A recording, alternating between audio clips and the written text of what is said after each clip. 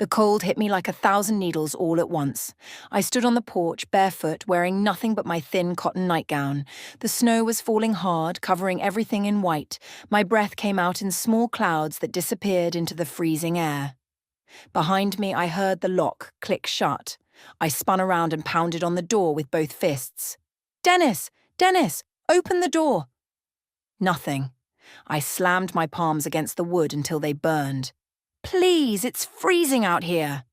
His voice came through the door, muffled but cruel. "Then go to your parents."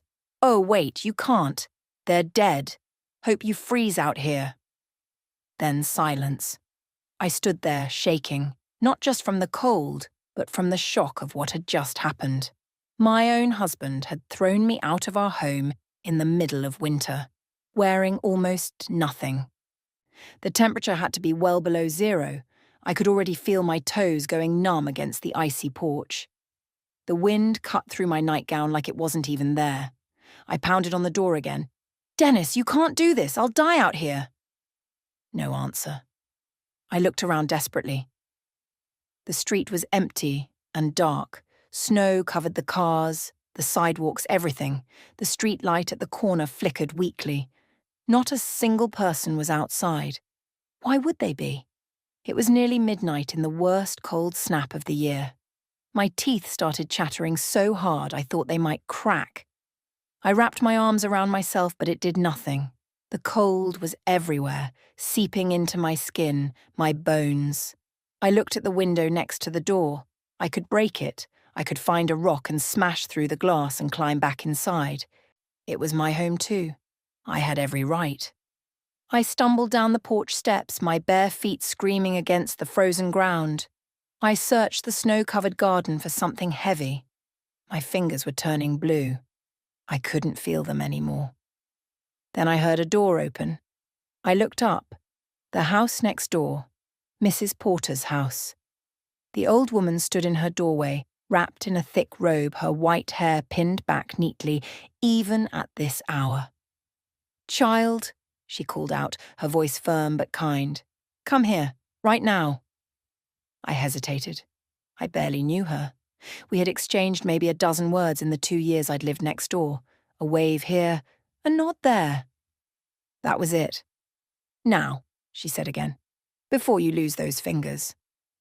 I don't know if it was the cold or the shock or just the simple fact that she was the first person to show me any kindness in so long. But I went to her. She pulled me inside and shut the door against the wind. The warmth of her house wrapped around me like a blanket. I stood there dripping melted snow onto her clean floor, shaking so hard I could barely stand. Mrs. Porter didn't ask questions. Not yet. She disappeared down the hallway and came back with a thick wool blanket, which she wrapped around my shoulders. Then she guided me to a chair near a heating vent and told me to sit. "I'll make tea," she said. "Don't move." I couldn't have moved if I wanted to. My whole body felt like it was on fire as the warmth started bringing feeling back to my skin. My feet throbbed, my fingers ached.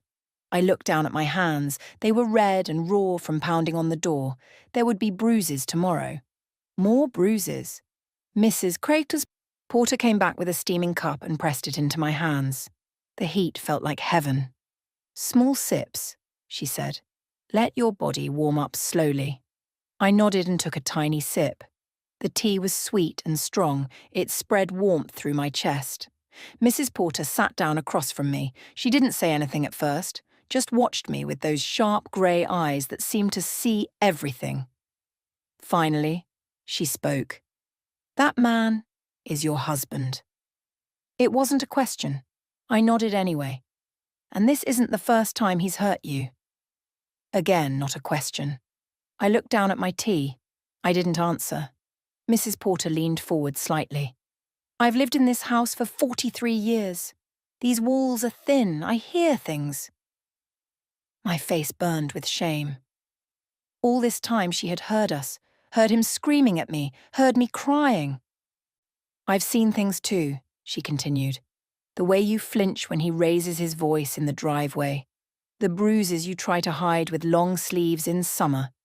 I'm old, child. but I'm not blind. Tears spilled down my cheeks. I couldn't stop them. I'm sorry, I whispered. I'm so sorry for disturbing you all this time. Mrs. Porter's expression softened. You have nothing to apologize for. Nothing at all. She reached over and patted my knee gently. Now listen to me carefully, she said. My son is your husband's boss. His name is Gregory Porter.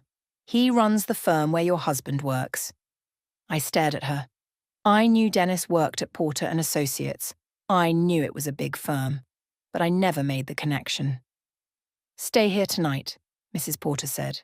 Stay as long as you need, and tomorrow, things are going to change. That man will be begging for your forgiveness before the week is out. I didn't know what to say. I didn't understand what she meant. How could anything change? Dennis had all the power. He controlled everything, the money, the house, my whole life. But something in Mrs. Porter's voice made me believe her. She spoke with a quiet certainty that left no room for doubt. She stood up and gestured for me to follow her. She led me to a small guest room at the back of the house. The bed was made with clean white sheets and a thick quilt. It looked like the most comfortable thing I had ever seen. Get some sleep, she said. We'll talk more in the morning. I thanked her, though the words felt too small for what she had done for me. She nodded and turned to leave. Then she paused at the door. What's your name, child? Clara, I said. Clara Bennett. Clara, she repeated. That's a beautiful name. It means bright and clear. You remember that. Then she closed the door softly behind her. I stood alone in the quiet room, still wrapped in her blanket, still holding the warm cup of tea. My body had stopped shaking, but my mind was racing. How did this happen? How did my life come to this? I thought about the argument that had led to this moment, the dinner that was too cold, the accusation that I didn't appreciate him, his hand grabbing my arm hard enough to leave marks. I thought about all the arguments before that one, all the cruel words, the put-downs, the times he reminded me that I had no family left to turn to. He was right about that. My parents died 3 years ago in a car accident. I had no siblings, no close relatives. When I married Dennis, I thought I was gaining a family. Instead, I lost myself. I sat down on the edge of the bed. Through the wall, I could hear Mrs. Porter's voice. She was on the phone with someone. I couldn't make out most of the words, but I caught a few. Tomorrow morning, my house. It's important. I wondered who she was calling. I wondered what she was planning. Part of me was scared. Part of me felt something I hadn't felt in a very long time. Hope. I finished my tea and lay down on the soft bed. The quilt was heavy and warm. I pulled it up to my chin and closed my eyes. Outside, the snow kept falling. Inside my old house, Dennis was probably already asleep, satisfied that he had won another argument. But something told me this wasn't over. Something told me this was just beginning. I woke up to sunlight streaming through unfamiliar curtains. For a moment, I didn't know where I was. The room was too quiet, too peaceful. The sheets smelled like lavender instead of the cheap detergent Dennis insisted I buy because it was on sale. Then it all came rushing back. The argument, the cold, the locked door, Mrs. Porter. I sat up slowly, my body aching in places I hadn't noticed the night before. My feet were sore and tender. My fingers felt stiff when I tried to move them. But I was alive. I was warm. I looked around the guest room. It was small but lovely. There were framed photographs on the dresser, a vase of dried flowers on the windowsill, a small bookshelf filled with old novels. Everything was clean and cared for. It was the kind of room that made you feel safe. I heard sounds coming from somewhere in the house, the clink of dishes, the whistle of a kettle. Normal. Everyday sounds that felt strange to me after so long in a house filled with tension. I found a robe laid out at the foot of the bed. Mrs. Porter must have put it there while I slept. It was soft and worn, the kind of robe someone keeps for years because it feels like home. I slipped it on over my nightgown and opened the bedroom door. The smell of breakfast hit me immediately. Eggs, toast, something sweet like cinnamon. I followed the smell to the kitchen and found Mrs. Porter standing at the stove, flipping something in a pan. She turned when she heard me. "Good morning, Clara. How do you feel?" "Better," I said. "Thank you. For everything." She waved her hand like it was nothing. "Sit down. Eat. You need your strength." She set a plate in front of me, scrambled eggs, buttered toast, and what looked like homemade cinnamon rolls. My stomach growled loudly. I couldn't remember the last time I had eaten. I had been too nervous to eat dinner last night, knowing Dennis was coming home in a bad mood. I ate slowly at first, then faster. The food was delicious, simple but perfect. Mrs. Porter sat across from me with her own cup of tea, watching me with a small smile. "When did you last have a proper meal?" she asked.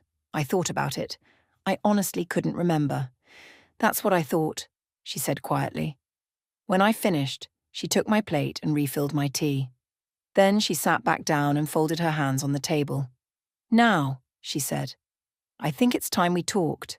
I nodded, though my stomach tightened with nerves. "I told you last night that I've heard things through these walls," Mrs. Porter began.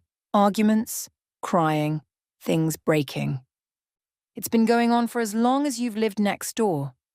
I looked down at my hands. The shame burned in my chest. "I should have said something sooner," she continued. "I should have knocked on your door and asked if you were all right. But I told myself it wasn't my business. I told myself you would leave if it was really that bad." She paused. "I was wrong, and I'm sorry for that." I looked up at her, surprised. She was apologizing to me. "It's not your fault," I said. "None of this is your fault." "Maybe not," she said, "but I'm involved now, and I intend to help you." She leaned forward slightly. "Tell me about him. Tell me about your husband. I want to understand what you've been dealing with." I didn't know where to start. How do you explain years of marriage to someone in a single conversation? How do you describe the slow way a person can break you down until you don't recognize yourself anymore? But Mrs. Porter waited patiently. She didn't rush me. She didn't interrupt. So I told her how Dennis and I met at a friend's birthday party 4 years ago, how he was charming and funny and made me feel special, how he brought me flowers and opened doors for me and told me I was the most beautiful woman he had ever seen. I told her how things changed after the wedding, how the compliments turned into criticisms, how the charm turned into control, how he started telling me what to wear, what to eat, who I could talk to. I told her about the money, how he gave me a small allowance each week and made me account for every penny, how he bought himself expensive watches and golf clubs while I wore the same clothes for years. I told her about the anger, how he would explode over tiny things, a dish in the sink, a light left on, dinner served 5 minutes late, how he would scream at me until I cried, then tell me I was too sensitive. I told her about my parents, how they died in a car accident 3 years ago, how Dennis came to the funeral and held my hand and promised to take care of me, how he started using their death against me within months. Every argument ended the same way. He would remind me that I had no one else, no family, no options. Just him. I told her about the bruises, the ones I hid under long sleeves and high collars. He was always careful about where he grabbed me.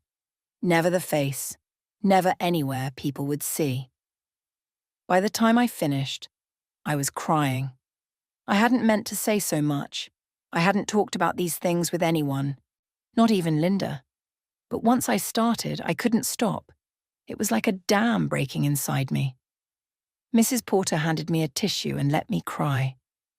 "Thank you for telling me," she said softly. "I know that wasn't easy." I wiped my eyes. What do I do now? I have nothing. No money, no family, nowhere to go. He controls everything.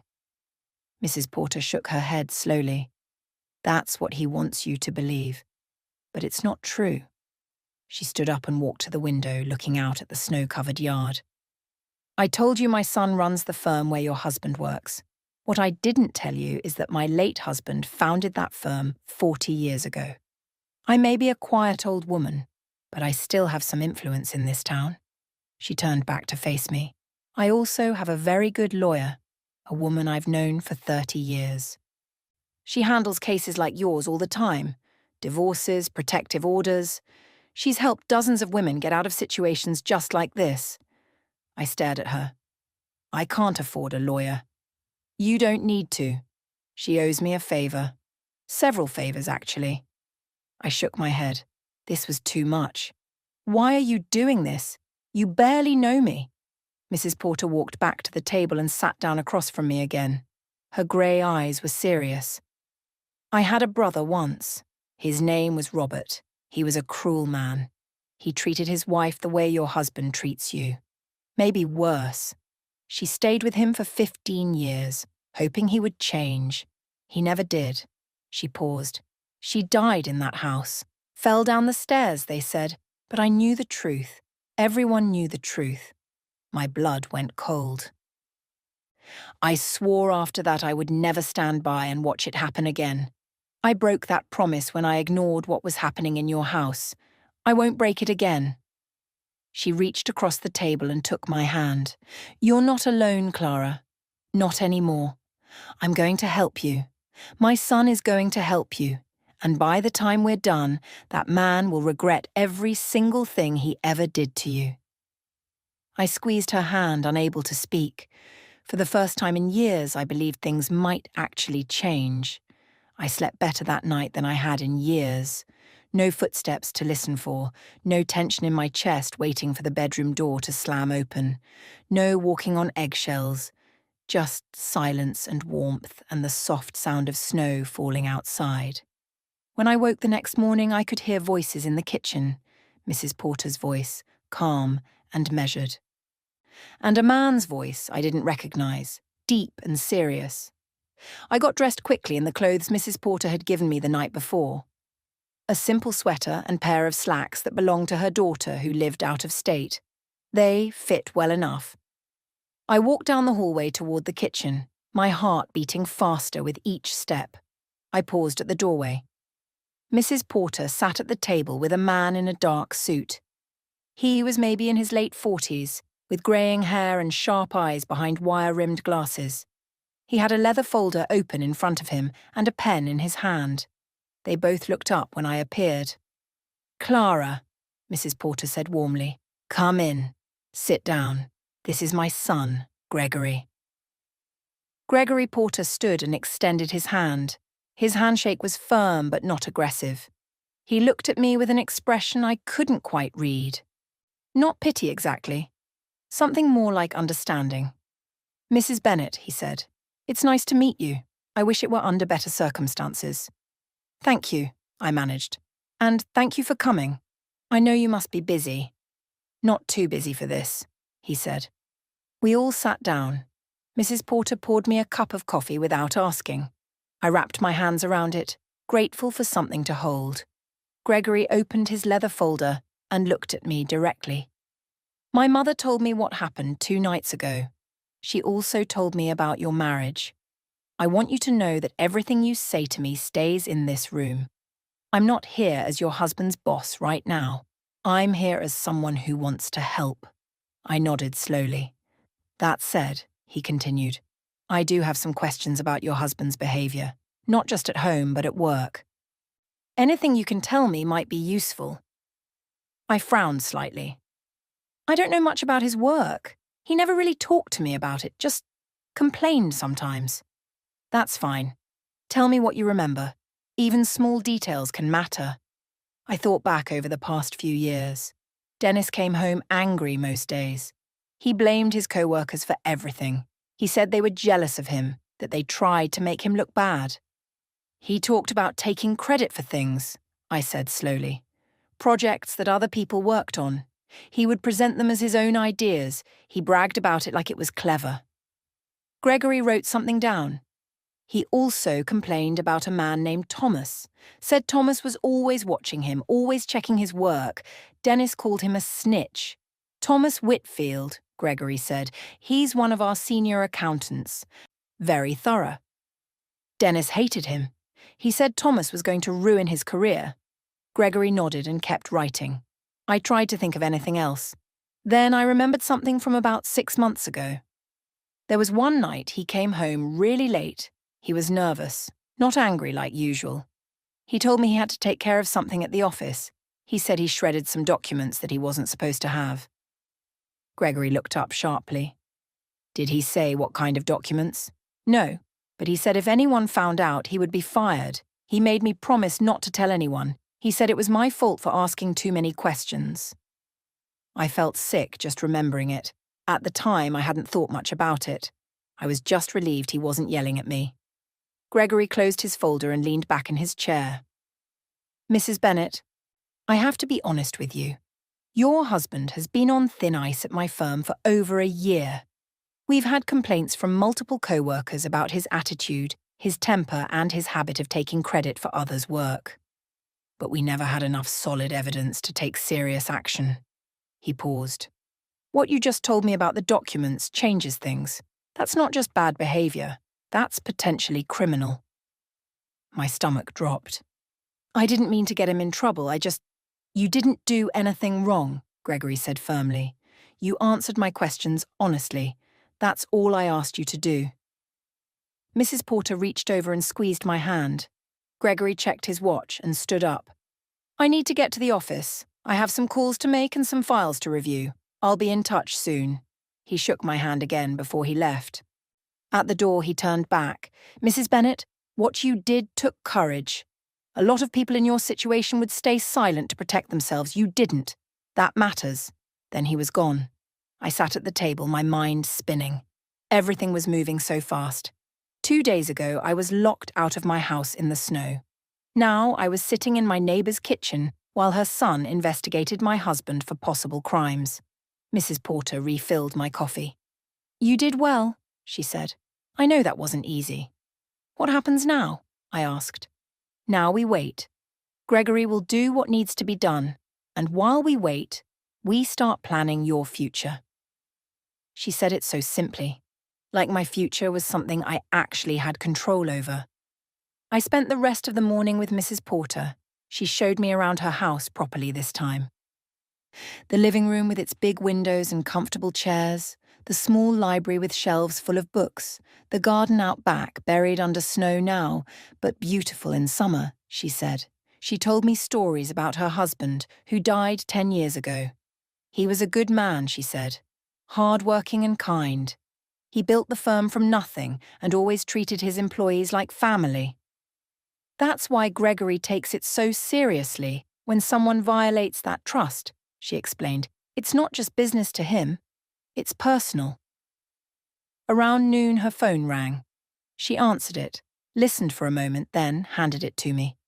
It's Linda, from the bakery. I took the phone, surprised. Hello? Clara! Linda's voice was tight with worry. Where are you? Are you okay? You didn't come to work yesterday. I've been calling your house all morning and Dennis just keeps hanging up on me. I'm okay, I said. I'm at my neighbour's house. Something happened. What kind of something? Clara, talk to me. I looked at Mrs. Porter. She nodded encouragingly, so I told Linda everything.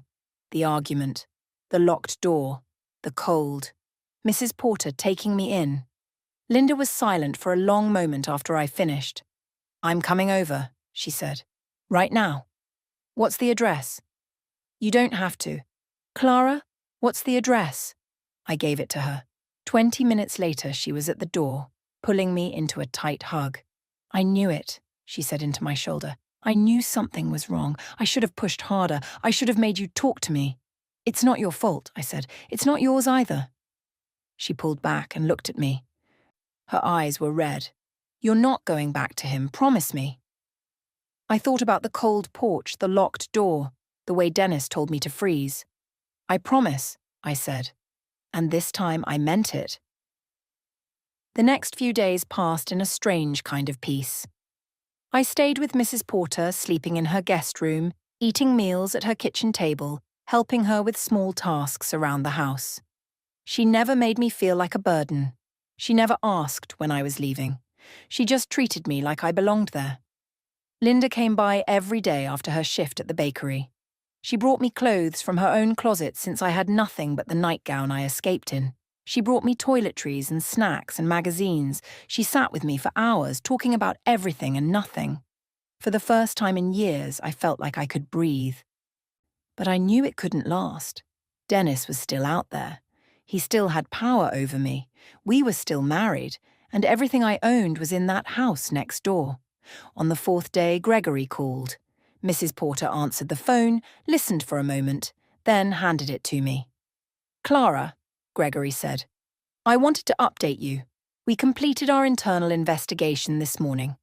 Based on what you told me and what we found in our records, we've terminated your husband's employment, effective immediately."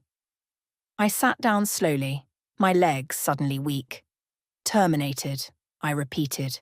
"Yes. The document destruction alone was enough, but there was more. Falsified reports, misappropriated client funds, things we might never have found if you hadn't pointed us in the right direction." I didn't know what to say. Part of me felt relieved. Part of me felt terrified. "What happens now?" I asked. "Now it becomes a legal matter. We've reported our findings to the appropriate authorities. There may be charges filed, but that's out of my hands." He paused. "I also want you to know that word travels fast in this industry. Your husband's reputation is finished. No reputable firm will hire him after this." I thanked Gregory and hung up the phone. Mrs. Porter was watching me closely. "It's done," I said. "He's been fired." She nodded slowly. "Good. That's the first step." I thought about Dennis. Right now, he was probably just finding out. Maybe security had escorted him out of the building. Maybe he was sitting in his car in the parking lot, stunned and furious. And then he would start looking for someone to blame. Me. "He's going to come here," I said. "When he figures out what happened, he's going to come here." Mrs. Porter's expression didn't change. "Let him come." I stared at her. "You don't understand. When he's angry, he's dangerous. I've never seen him this angry before. Losing his job, his reputation, he'll be out of his mind." "Clara," Mrs. Porter's voice was calm but firm. "I've dealt with angry men before. I'm not afraid of your husband. And you shouldn't be either. Not anymore." I wanted to believe her, but years of living with Dennis had taught me to fear his rage. I knew what he was capable of. We didn't have to wait long. Around 3 o'clock that afternoon, I heard a car screech to a stop outside. I was in the living room, and I went to the window without thinking. Dennis's car sat crookedly at the curb, one wheel up on the sidewalk. The driver's door flew open and he stumbled out. His tie was loose, his hair was messy, his face was red with fury. He stormed toward his own house first, disappearing inside. I could hear him even from here slamming doors, shouting my name. Then he went quiet. A moment later he came back outside. He stood on his porch and looked around wildly. Then his eyes landed on Mrs. Porter's house. On the window where I was standing, our eyes met. I stepped back quickly, my heart pounding. "He saw me," I said. "He knows I'm here." Mrs. Porter stood up from her chair. "Good. It's time we had a conversation with him." Before I could stop her, she walked to the front door and opened it. Dennis was already marching across the yard, his fists clenched at his sides. "Where is she?" he shouted. "Where's my wife?" Mrs. Porter stood in the doorway, blocking his path. She was a foot shorter than him and 50 years older, but she didn't flinch. "Lower your voice," she said coldly. "You're making a scene." "I don't care about a scene. She's my wife and I want her back. Now. Clara is my guest. She'll leave when she chooses to leave." Dennis stepped closer, towering over her. "Listen to me, old woman.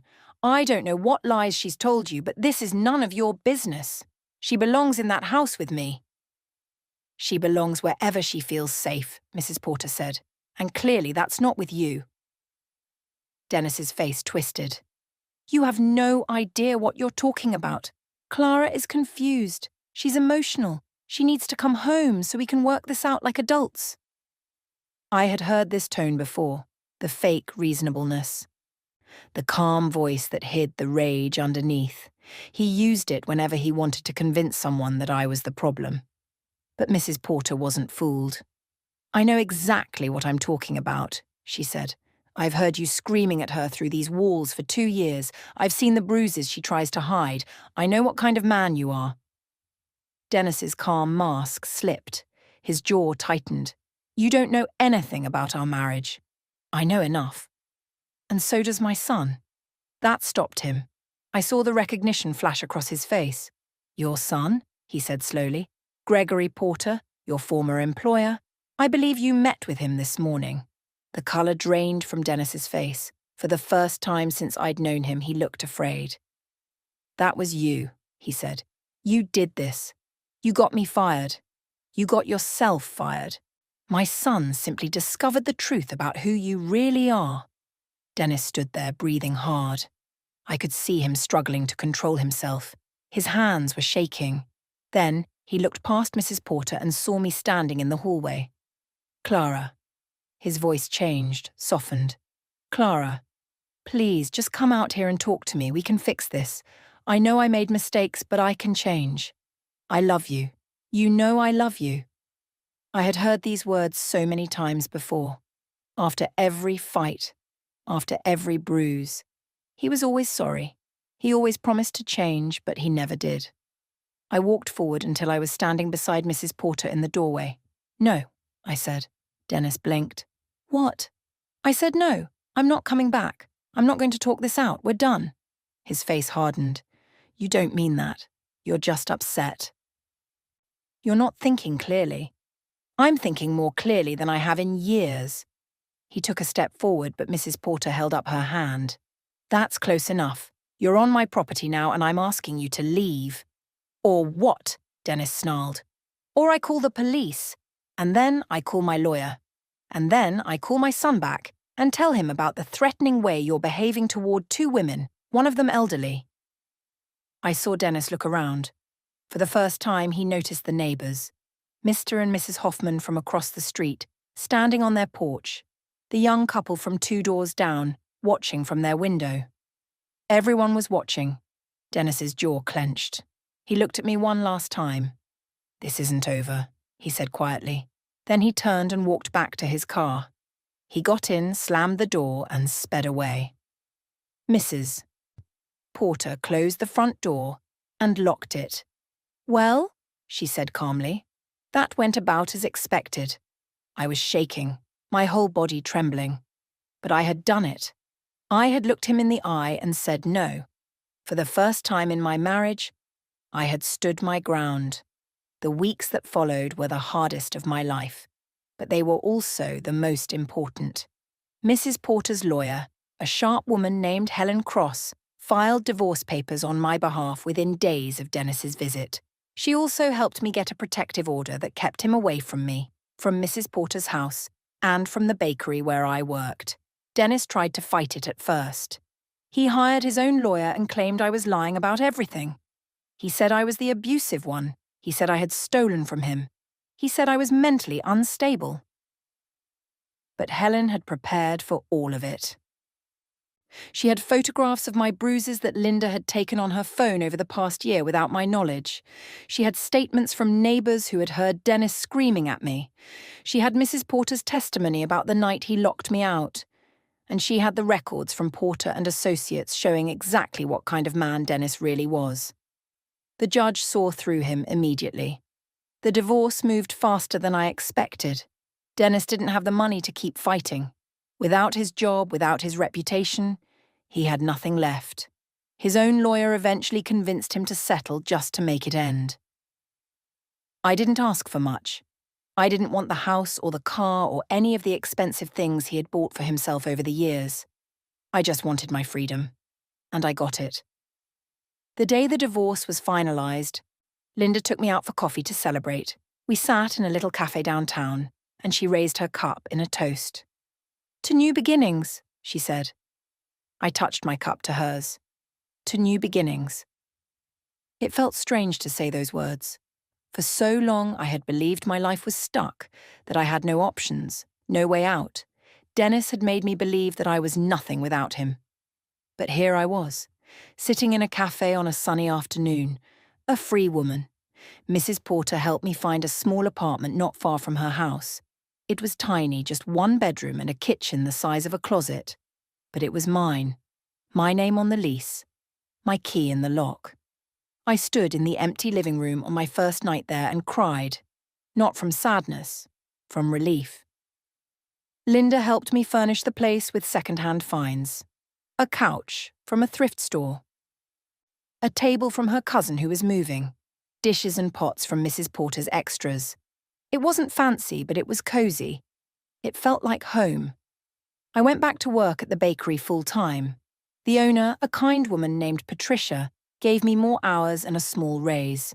She said I had earned it. She said I was one of the best workers she had ever had. I had never thought of myself that way before. Dennis always told me I was lazy, careless, stupid. But Patricia saw something different. Linda saw something different. Maybe I was starting to see it too. Mrs. Porter became like family to me. I visited her every Sunday for tea, and she called me twice a week just to check in. Gregory stopped by sometimes too. He was quiet and serious, but he always asked how I was doing. He even offered to write me a reference letter if I ever wanted to apply for a better job. "You helped us more than you know," he said once. "The least I can do is return the favour." Spring came slowly that year. The snow melted and the days grew longer. I started taking walks in the evening after work, something I never could have done when I was with Dennis. He would have demanded to know where I was going, who I was meeting, why I needed to be outside at all. Now I walked wherever I wanted. I breathed the fresh air. I watched the sunset. I started taking night classes at the community college. Just one course at first, an introduction to business. I wasn't sure what I wanted to do with my life yet, but I knew I wanted more. More than the bakery, more than just getting by. The class was hard. I hadn't been in school in years. But I studied every night at my little kitchen table, and I passed the final exam with a score I was proud of. Linda threw me a small party at her apartment when the semester ended. Just a few people from the bakery and Mrs. Porter. We ate cake and laughed and talked about the future. "You should be proud of yourself," Mrs. Porter said as she was leaving. "You've come a long way." I thought about where I had been just a few months ago, freezing on a porch in my nightgown, pounding on a locked door, believing I had nowhere to go. "I had help," I said. She smiled and patted my cheek. "You had help, but you did the hard part yourself." Dennis came back one more time. It was a Sunday afternoon in early April. I was leaving Mrs. Porter's house after tea when I saw him standing on the sidewalk. He looked different, thinner, tired. His clothes were wrinkled and his eyes were red. I stopped on the porch, my heart jumping into my throat. "Clara," he said. His voice was hoarse. "Please, I just want to talk." I stayed where I was. "You're not supposed to be here, there's a court order." I know, I just needed to see you." He took a step closer. "I lost everything, Clara. My job, my house, my savings. I've been staying with my brother. I have nothing left." I looked at him. The man I had once loved, the man who had made me feel so small for so long. "I'm sorry for what I did," he said. "I'm sorry for all of it. I was angry and stupid and I took it out on you. But I can change. I know I can. Just give me another chance." I had heard these words before, so many times, and every time I had believed them. Every time I had gone back. Every time it had gotten worse. Not this time. "No," I said, his face crumpled. "Clara, please. No. You made your choice when you threw me out in the cold. You told me to freeze. You told me to go to my dead parents. You don't get to take that back." He started to cry, real tears rolling down his face. I felt something shift inside me. For a moment I almost felt sorry for him, but then I remembered the bruises, the cruel words, the years of fear. "Goodbye, Dennis," I said. "Don't come here again."